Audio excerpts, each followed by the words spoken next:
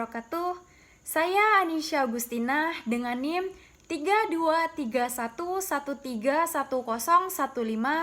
jurusan Pendidikan Geografi, ingin membawakan satu pidato yang berjudul meneladani sikap dan sifat Nabi Muhammad dalam memperingati Maulid Nabi yang ke-1946 Hijriah.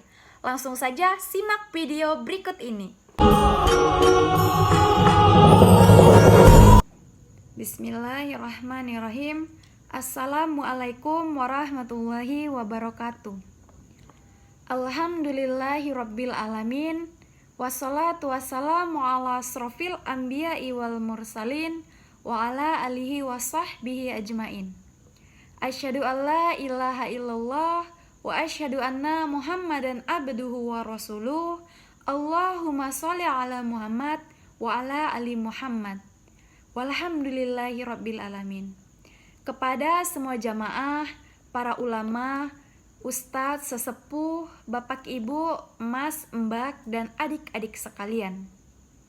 Allah subhanahu wa ta'ala telah menjanjikan dua hal tentang nikmat, yaitu nikmat bersyukur dan ingkar. Janji pertama, bagi kita yang bersyukur atas nikmatnya, Allah akan menambahkan nikmat dan melipat gandakannya untuk kita. Janji yang kedua, Allah akan memberikan musibah sekaligus mengurangi nikmat yang telah diterima bagi kita yang tidak mau bersyukur. Kesempatan untuk hadir di majelis ilmu, mari kita syukuri dengan ucapan hamdalah dan menuntut ilmu dengan niat yang lurus. Oleh sebab itu, dalam mensyukuri nikmatnya, mari kita gunakan waktu yang kita miliki untuk melakukan perbuatan amal soleh. Salawat dan salam kita sampaikan kepada Nabi besar Muhammad Sallallahu Alaihi Wasallam yang kelahirannya sedang kita peringati saat ini. Dalam memperingati Maulid Nabi, mari kita teladani sikap dan sifat beliau yang mulia. Ada banyak kisah yang kita dengar tentang Rasulullah Sallallahu Alaihi Wasallam.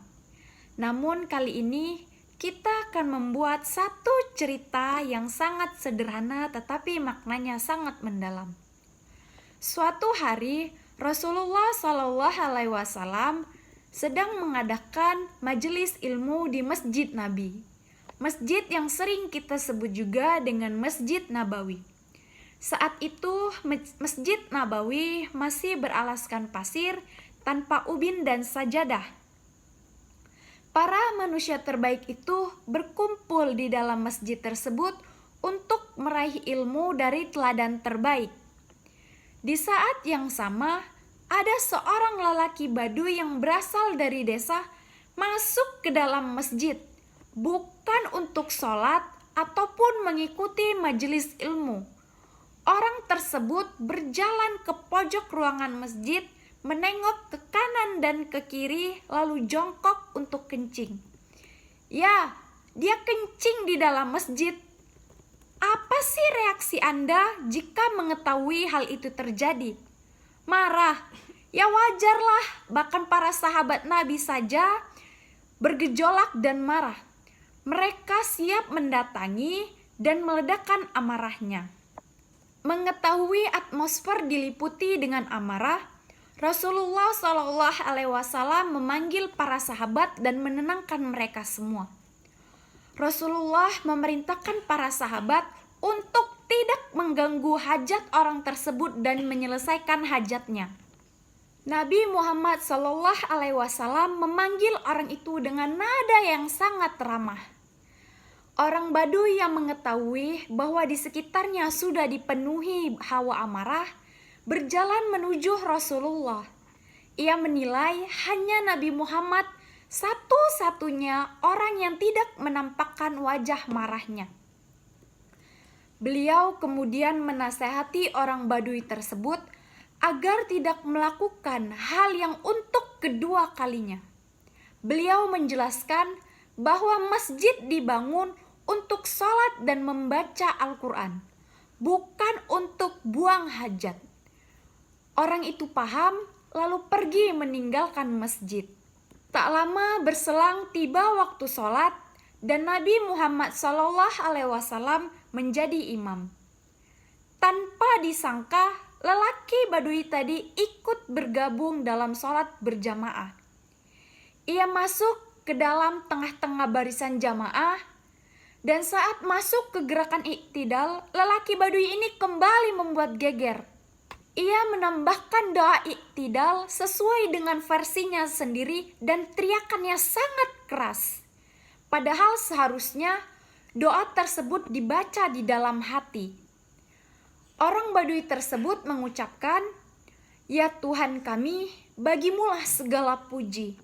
Sayangilah aku dan Muhammad, dan jangan engkau sayangi orang-orang selain kami berdua."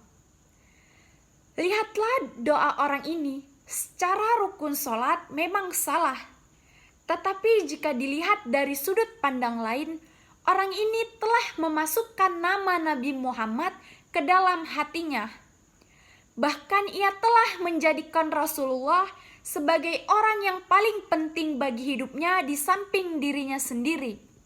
Bagaimana bisa sih pertemuan hanya beberapa menit telah mengisi hatinya dengan Nabi Muhammad? Apa sih yang telah dilakukan oleh Rasulullah? Sederhana saja, menahan amarah, berkata lembut, dan memberikan nasihat dari yang tulus dan terdalam. Mari kita berkaca pada hidup kita, apakah tutur kata, sikap, dan sifat bisa meninggalkan kesan yang positif dan mendalam untuk lingkungan sekitar kita. Atau jangan-jangan selama ini kita banyak memberikan kesan negatif di hati banyak orang. Atau juga selama ini kita sibuk memoles diri agar terlihat sebaik dan semulia mungkin. Jangan-jangan selama ini tutur kita melangit dan terlihat cerdas namun tidak berhasil membuat orang lain nyaman dengan keberadaan kita. Jangan-jangan selama ini kita memiliki waktu kebersamaan yang banyak dengan orang sekitar, namun kita lebih banyak meninggalkan jejak keburukan dalam hidup mereka. Dengan menjadikan Rasulullah SAW sebagai tolak ukur kita dalam menjalani hidup, insya Allah kita akan mendapatkan tempat yang mulia di sisi Allah Subhanahu wa Ta'ala. Mari kita jadikan momen peringatan Maulid Nabi Muhammad SAW sebagai titik perbaikan akhlak kita kepada Allah, makhluknya, dan lingkungan sekitar kita. Sebelum saya akhiri pidato saya ini, izinkan saya untuk berpantun sebentar. Putih-putih bunga melati, harum mewangi di pagi hari. Pidato saya cukup di sini. Jika rindu, harap hubungi saya lagi. Mohon maaf bila ada tutur kata yang kurang berkenan di hati hadirin. Saya akhiri, billahi taufik wal hidayah. Wassalamualaikum warahmatullahi wabarakatuh.